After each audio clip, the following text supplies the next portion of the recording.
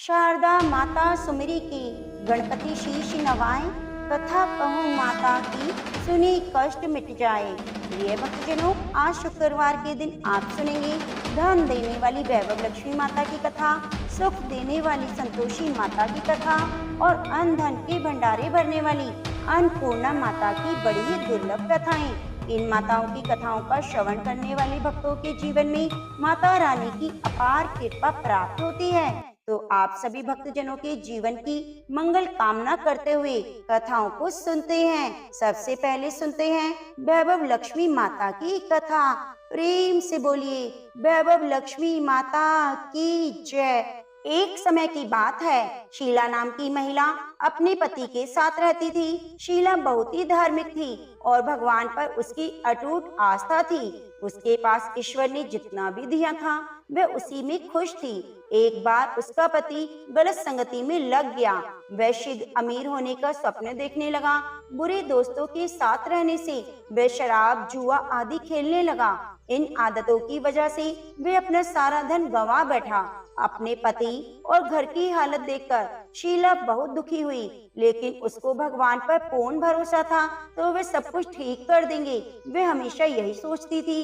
एक दिन दोपहर में किसी ने दरवाजे पर आवाज दी और शीला बाहर आई। उसने देखा दरवाजे पर पड़ोस की माताजी खड़ी हैं। उनके चेहरे पर एक विशेष तेज था। माताजी को शीला के अंदर ले आई और बिठाया। तब माताजी ने शीला से कहा, हर शुक्रवार को लक्ष्मी जी के मंदिर में आती हूँ, लेकिन शीला समझ नहीं पाई।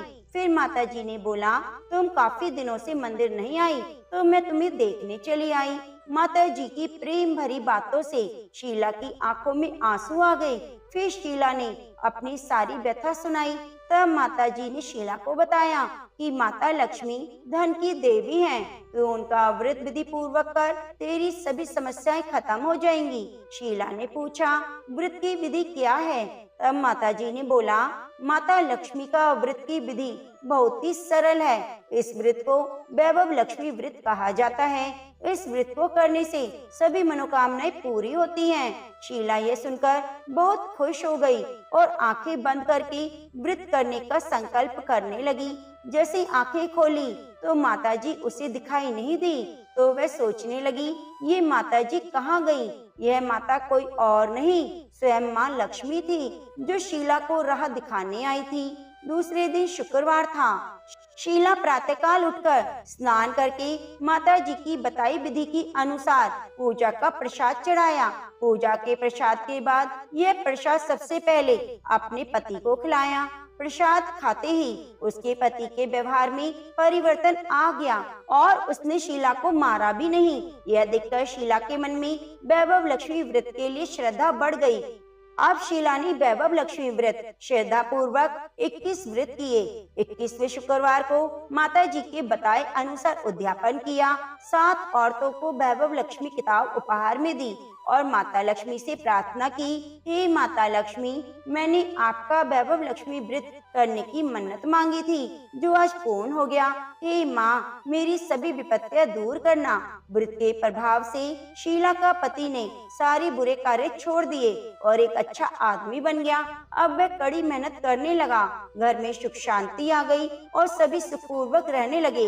अतः जो भी व्यक्ति वैभव लक्ष्मी माता का व्रत करता है, माता रानी उसके जीवन को खुशियों से भर देती है और धन धान्य की बरसात होती है। माता रानी अपने भक्तों को कभी भी निराश नहीं करती। तो प्रेम से बोलिए वैभव लक्ष्मी माता की जय। अब आइए सुनते हैं सुख संतोष प्रदान करने वाली माँ संतोषी माता की कथा।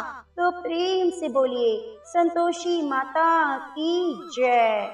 एक बुढ़िया थी जिसके 7 बेटे थे। उनमें से 6 कमाते थे और एक नहीं कमाता था। वह बुढ़िया उन 6 को अच्छी रसोई बनाकर बड़े प्रेम से खिलाती और 7वें को बचा कुचा झूठन ही खिलाती, परंतु वह भोला था और मन में कोई विचार नहीं करता। एक दिन वह अपनी पत्नी से बोला, देखो मेरी माता को मुझसे कितना प्रेम करती है, उसने कहा, वह तुम्हें सभी की जूठन खिलाती है, फिर भी तुम ऐसा कहते हो। चाहे तो तुम स्वयं आकर देख सकते हो। एक दिन बहुत बड़ा त्योहार आया। बुढ़िया ने 7 प्रकार की भोजन और चूरमे के लड्डू बनाए। 7वां लड़का यह बात जानने के लिए सिर दुखने का बहाना करके पतला कपड़ा ओढ़कर सो गया और देखने लगा। माँ ने उनको बहुत अच्छे अच्छे आसनों पर बिठाया और 7 प्रकार के भोजन और लड्डू परोसी। वह अपने 6 बेटों को बड़े प्रेम से खिला रही थी। जब वे 6 उठ गए तो माँ ने उनकी थालियों से जूठन इकट्ठी की और एक लड्डू बनाया। फिर वह 7वें लड़के से बोली, अरे रोटी खा ले। वह बोला, माँ मैं भोजन नहीं करूँगा, मैं तो परदेश जा रहा हूँ। माँ ने कहा, कल जाना तो आज जा, चला जा। वह घर से निकल गया। चलते समय उसे अपनी पत्नी की याद आई जो गौशाला में कंडे थाप रही थी। वह बोला, हम विदेश को जा रहे हैं, आएंगे कुछ काल, तुम रहियो संतोष से, धर्म अपनो पाल। इस पर उसकी पत्नी बोली, जाओ पिया आनंद से, हमारी सोच हटाए, राम भरोसे हम रहे, ईश्वर तुम्हें सहाय। देहु निशानी आपनी, देख धरू मैं धीर, सुधी हमारी ना विसारियो, रखियो मन गंभीर। इस पर वह लड़का बोला, मेरे पास कुछ नहीं है, ये अंगूठी है, सो ले लो और मुझे भी अपनी कोई निशानी दे दो। वह बोली, मेरे पास क्या है, ये गोबर भरे हाथ हैं। यह कहकर उसने उसकी पीठ पर गोबर भरे हाथ की थाप मार दी। वह लड़का चल दिया। ऐसा कहते हैं कि इसी कारण से विवाह में पति पत्नी की पीठ पर हाथ की छाप मारी जाती है। चलते चलते वह दूर देश में पहुंचा। वह एक व्यापारी की दुकान पर जाकर बोला, भाई मुझे नौकरी पर रख लो। व्यापारी को नौकर की जरूरत थी। वह बोला, तनख्वाह काम देकर दूंगा, तुम रह जाओ। वह सवेरे 8 बजे से रात के 12 बजे तक की नौकरी करने लगा। थोड़े ही दिनों में सारा लेन देन और हिसाब किताब रखने लगा। सेठ के 5-7 नौकर चक्कर खाने लगे। सेठ ने उसे 2-3 महीने में आधे मुनाफे का हिस्सेदार बना दिया। 12 वर्ष में वह नामी सेठ बन गया और उसका मालिक उसके भरोसे काम छोड़कर कहीं बाहर चला गया। उधर उसकी औरत को सास और जिठानियां बहुत दुख देने लगी। वह उसे लकड़ी जंगल में लेने के लिए भेजती, भूसे की रोटी देती, फूटे नारियल में पानी देती। वह बड़े कष्ट से जीवन बिता रही थी। एक दिन जब वह लकड़ी लेने जा रही थी तो रास्ते में उसने कई औरतों को व्रत करते देखा। वह पूछने लगी, बहनों यह किसका व्रत है, कैसे करते हैं, इसका क्या फल मिलता है? तो एक स्त्री बोली, ये संतोषी माता का व्रत है, इसके करने से मनवांछित फल मिलता है। गरीबी, मन की चिंताएं, राज के मुकदमे, कलह, रोग नष्ट हो जाते हैं और संतान सुख, धन, प्रसन्नता, शांति, मन पसंद वर मिले और बाहर गए हुए पति के दर्शन होते हैं। उसने उस व्रत करने की विधि पूछी। उसने रास्ते में सारी लकड़ियां बेच दी, गुड़ और चना ले लिया। उसने व्रत करने की तैयारी की। उसके सामने एक मंदिर देखा तो पूछने लगी, ये मंदिर किसका है? वे कहने लगे, ये संतोषी माता का मंदिर है। वे मंदिर में गई और माता के चरणों में लेट गई। वे दुखी होकर विनती करने लगी, माँ मैं अज्ञानी हूँ, मैं बहुत दुखी हूँ, मैं तुम्हारी शरण में हूँ माँ, मेरा दुख दूर करो। माता को दया आ गई। एक शुक्रवार को उसके पति का पत्र आया। अगले शुक्रवार को पति का भेजा हुआ धन मिला। अब तो जेठ जिठानी और सास नाक सिकोड़ने लगे। अब तो इसकी खातिर बढ़ेगी, यह बुलाने पर भी नहीं बोलेगी। वह बोली, पात्र और धन आवे तो सभी को अच्छा है। उसकी आंखों में आंसू आ गए। वह मंदिर गई और माता के चरणों में गिरकर बोली, हे माँ, मैंने तुमसे पैसा कम मांगा था, मुझे तो अपना सुहाग चाहिए। मैं तो अपने स्वामी की दर्शन और सेवा करना मांगती हूँ। तब माता ने प्रसन्न होकर कहा, जा बेटी, तेरा पति आएगा। वह बड़ी प्रसन्नता से घर आ गई और घर का काम काज करने लगी। उधर संतोषी माता ने उसके पति को स्वप्न में घर जाने और पत्नी की याद दिलाई। उसने कहा, माँ मैं कैसे जाऊँ, प्रदेश की बात है, लेन देन का कोई हिसाब नहीं। माँ ने कहा, मेरी बात मान, सवेरा नहा धोकर, मेरा नाम लेकर, घी का दीपक जलाकर, दंडवत करके दुकान पर बैठना। देखते देखते सारा लेन देन साफ हो जाएगा, धन का ढेर लग जाएगा। सवेरे उसने स्वप्न की बात सभी से कही तो सब खिल्ली उड़ाने लगे। वे कहने लगे, कई सपने भी सत्य होते हैं। पर एक बूढ़े ने कहा, भाई, जैसा माता ने कहा है वैसा करने में क्या डर है। उसने नहा धोकर माता को दंडवत करके घी का दीपक जलाया और दुकान पर जाकर बैठ गया। थोड़ी ही देर में सारा लेन देन साफ हो गया, माल बिक गया, धन का ढेर लग गया। वह बहुत खुश हुआ और घर के लिए गहने और सामान खरीदने लगा। वह जल्दी ही घर को रवाना हो गया। उधर बेचारी उसकी पत्नी रोज लकड़ियां लेने जाती, रोज संतोषी माता की सेवा करती। उसने माता से पूछा, हे माँ, ये धूल कैसी उड़ रही है। माता ने कहा, तेरा पति आ रहा है, तू लकड़ियों के 3 बोझ बना ले। एक नदी के किनारे रख, एक यहाँ रख और तीसरा अपने सिर पर रख ले। तेरे पति के दिल में उस लकड़ी के गट्ठे को देखकर मोह पैदा होगा। जब ये यहाँ रुककर नाश्ता पानी करके घर जाएगा, तब तू लकड़ियाँ उठाकर घर जाना और चौक के बीच में गट्ठर डालकर जोर जोर से 3 आवाजें लगाना। सासू जी, लकड़ियों का गट्ठा ले लो, भूसे की रोटी दे दो, नारियल के खोपड़े में पानी दो, आज मेहमान कौन आया है। इसने माँ के चरण छुए और कहे अनुसार सभी कार्य किया।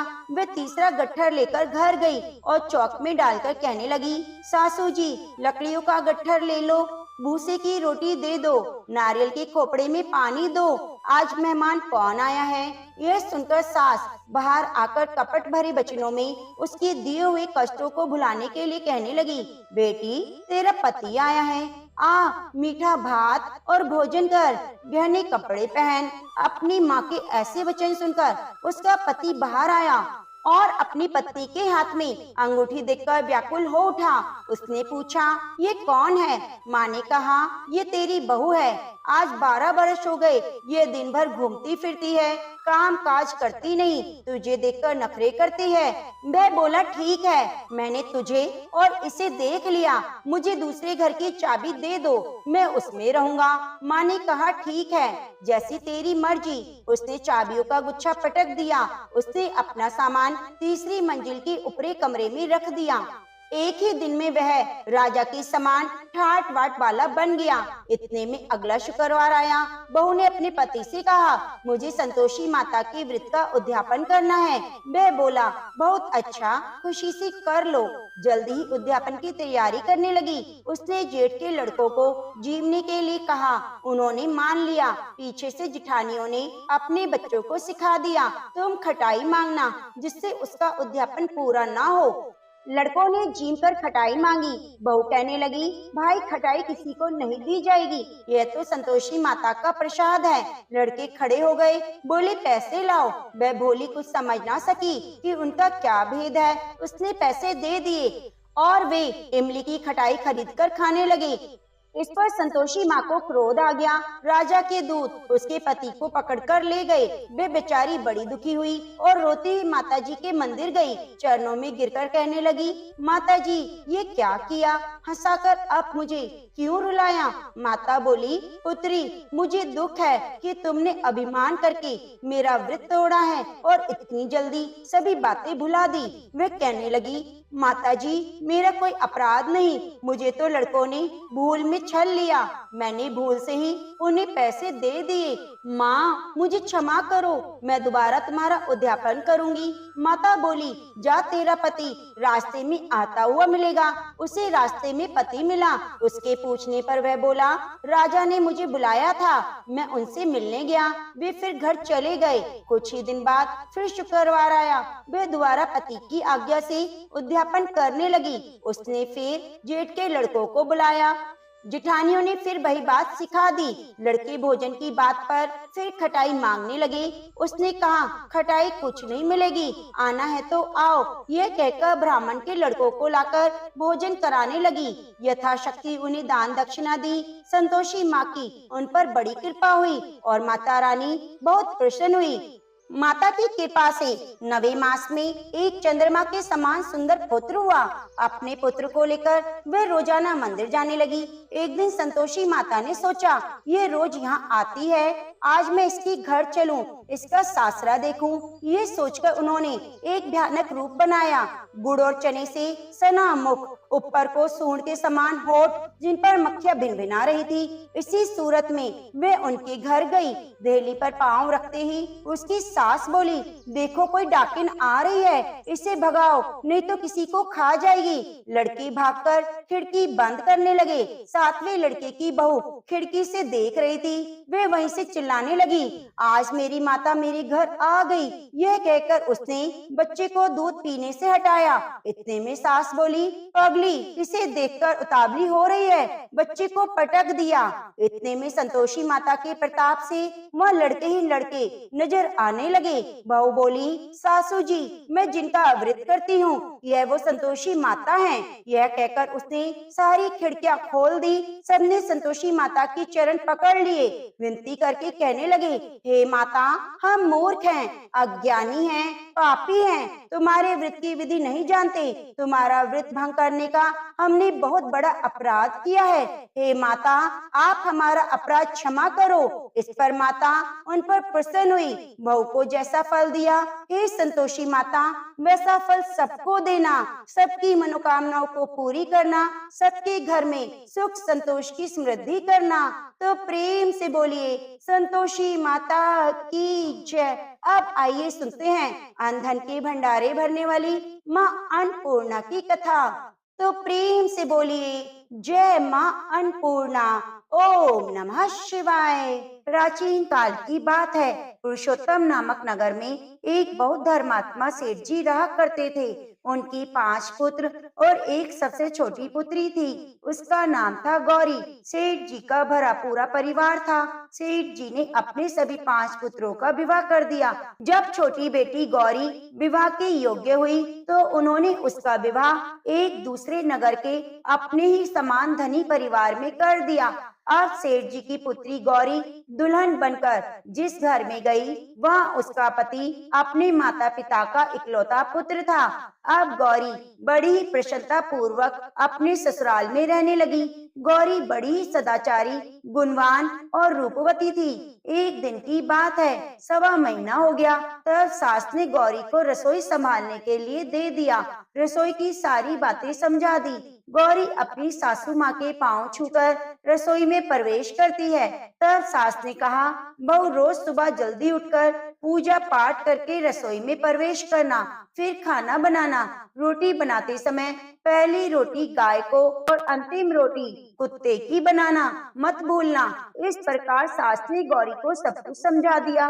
गौरी 4 लोगों के लिए खाना बनाती और खाना बनाकर अपने पूरे परिवार को खिलाती, और जब अंत में खुद खाना खाने बैठती तब देखती कि उसके लिए तो रोटी बची ही नहीं है। वे चावल दाल सब्जी खाकर पानी पी लेती। अब जब शाम होती तब गौरी ने सुबह से ज्यादा आटा लगाया, रोटी सब्जी बनाकर रख दी। जब रात्रि में सब लोग खा लेते तो फिर से जब गौरी खाने के लिए बैठी तो रोटी का डिब्बा खोलती है, उसमें एक भी रोटी नहीं थी। यह देखकर उसे बहुत आश्चर्य हुआ कि उसने तो सुबह से भी ज्यादा आटा लगाया था, लेकिन फिर भी रोटियां नहीं बची। अब वह सिर्फ सब्जी खाकर पानी पीकर सो जाती है। अगले दिन फिर उसने कल से 2 गुना ज्यादा आटा लगाया, रोटियां बनाई, लेकिन फिर से उसे रोटी नहीं मिली।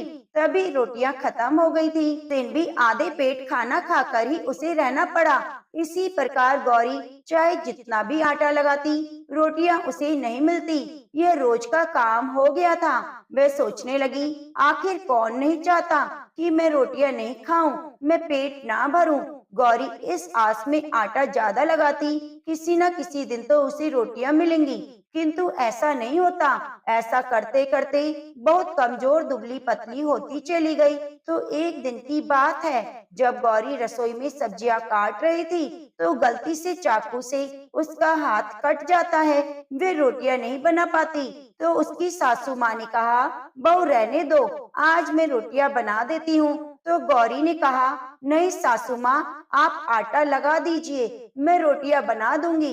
तो उस दिन सासू माँ ने आटा लगाया, फिर बहू को दिया।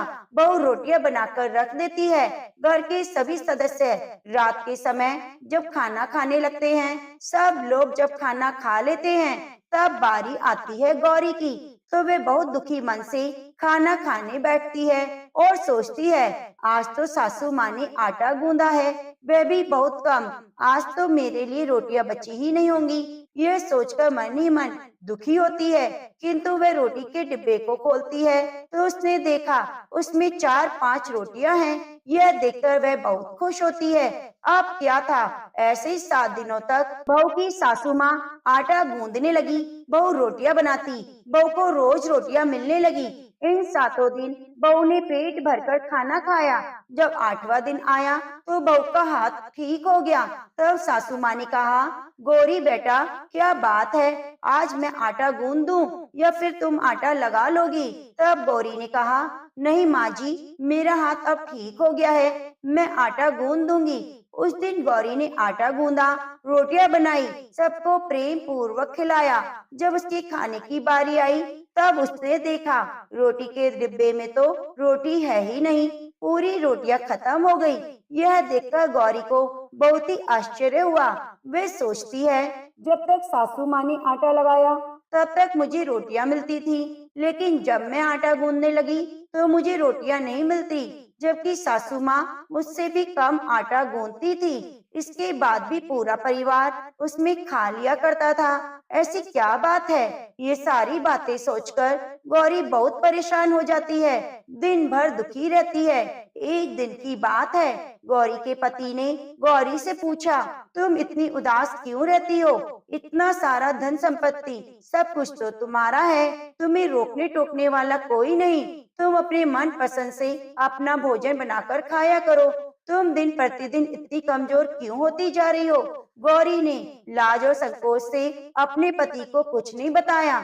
जब उसके पति ने सोचा शायद उसकी पत्नी को अपने माता पिता की याद आ रही होगी, इसलिए अगले दिन गौरी का पति अपने माता पिता से कहता है, पिताजी, मुझे लगता है गौरी को उसके माता पिता की याद आ रही है, मैं उसे मायके में ले जाकर सबसे मिलवा लाता हूँ। अपने बेटे की बात सुनकर गौरी के सास ससुर तैयार हो जाते हैं और उसे जाने की अनुमति दे देते हैं। कहते हैं, बेटा, यदि बहू को अपने माता पिता से मिलकर प्रसन्नता होती है तो अवश्य ही तुम उसे उसके मायके ले जाओ। अब गौरी का पति अपनी पत्नी को लेकर उसके मायके जाता है। दामाद और बेटी को देखकर उनका बहुत आवभगत होता है। तरह तरह के व्यंजन बनाए जाते हैं, खिलाए जाते हैं, बहुत सेवा सत्कार होती है। उसी दिन रात्रि में समय मिलने पर गौरी की माँ ने अपनी बेटी को कोने में ले जाकर पूछा, बेटी, तुम इतनी दुबली पतली कैसे हो गई? तुम तो बहुत कमजोर दिख रही हो, क्या बात है? तुम्हें कोई बात खाई जाती है क्या? तुम्हारे ससुराल वाले तुम्हारी चिंता नहीं करते, तुम्हें दुख देते हैं तो या कोई ऐसी बात है जिससे तुम्हारी यह दशा हो गई है? अपनी माँ की बात सुनकर गौरी अपनी सारी परेशानी, सारी चिंताएं बता देती है।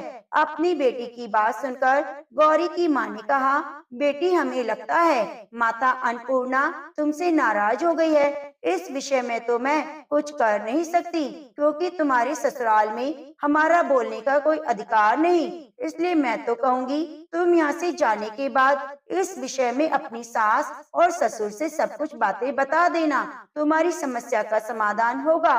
बेटी, माँ अन्नपूर्णा जिससे नाराज होती है उसके साथ ऐसा ही होता है। जब अपनी माँ की बातें सुनकर गौरी निश्चय करती है कि वे सारी बातें अपनी सासू माँ से कहेगी। अब जब सुबह का समय होता है, गौरी अपने माता पिता से विदाई लेकर अपने ससुराल आ जाती है और ससुराल आने के बाद वे अपने सास ससुर और पति से सारी बातें कह सुनाती है।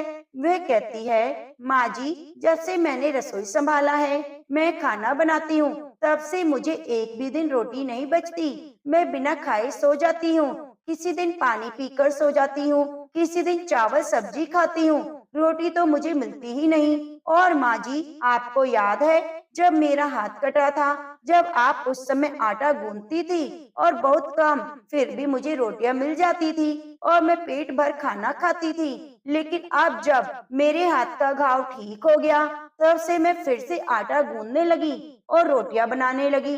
अब मेरे लिए फिर से रोटियां नहीं बचती। मैं आधे पेट ही खाना खाती हूँ। अपनी बहू की बातें सुनकर सास को सब कुछ समझ में आ गया। उसने कहा, बहू, ये शायद मेरी ही गलती है। मैंने तुम्हें सब कुछ बताया, सब सिखाया, लेकिन एक बात तो बताना भूल गई।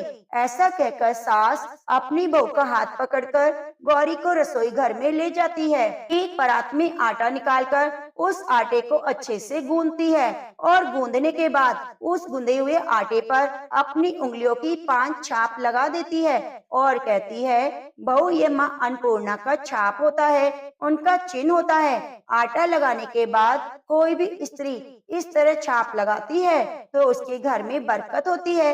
इसका अर्थ है कि माँ अन्नपूर्णा की कृपा सभी परिवार वालों पर बरसे और कोई भी सदस्य भूखा पेट न सोए। बहू, मैं तुम्हें बताना भूल गई, तुम आटा लगाते वक्त आटे पर 5 उंगलियों की छाप छोड़ देना और माँ अन्नपूर्णा तुम्हारे ऊपर अवश्य कृपा करेगी।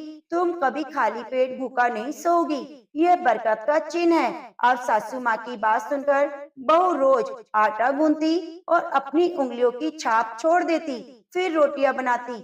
अब बहू को हर रोज रोटियां मिलने लगी। वे भरपेट भोजन करने लगी, स्वस्थ भी हो गई। माँ अन्नपूर्णा की कृपा से उस पर धन धान्य की बरकत हुई और उसके हाथ में माँ अन्नपूर्णा का वास हो गया। घर पर कोई भी सदस्य भूखा नहीं रहता। जो कोई मेहमान आता, भीख मांगने के लिए भिक्षुक आता, उसे भी खाना खिलाकर ही घर से विदा करती। इस प्रकार बहू के ऐसा करने से उसके घर में बरकत होने लगी। प्रिय भक्तजनों, आटे को गूंदकर उस पर 5 उंगलियों की छाप लगाना हमारी पुरानी परंपरा है। ये माता लक्ष्मी और माँ अन्नपूर्णा का चिन्ह माना जाता है। ऐसा करने से माता अन्नपूर्णा सदैव प्रसन्न रहती है और अपनी कृपा दृष्टि हमारे ऊपर बनाए रखती है। हमारे पूर्वजों से लेकर अब तक ये परंपरा चली आ रही है। माताएं बहनें अपनी 5 उंगलियों की छाप आटे पर अवश्य लगाती हैं और माँ अन्नपूर्णा से प्रार्थना करती हैं कि सबका पेट भरना, सबका कल्याण करना, घर में अन्न धन की वर्षा करना। तो प्रेम से बोलिए, माँ अन्नपूर्णा की जय। ओम नमः शिवाय। आज की कथाएं अगर आपको पसंद आई हैं, तो हमारे चैनल को सब्सक्राइब करके बेल आइकन को जरूर दबा लीजिए और वीडियो को लाइक कीजिए। कमेंट में गणेश भगवान की जय, अन्नपूर्णा माता की जय जरूर जरूर लिखिए। ओम श्री गणेशाय नमः।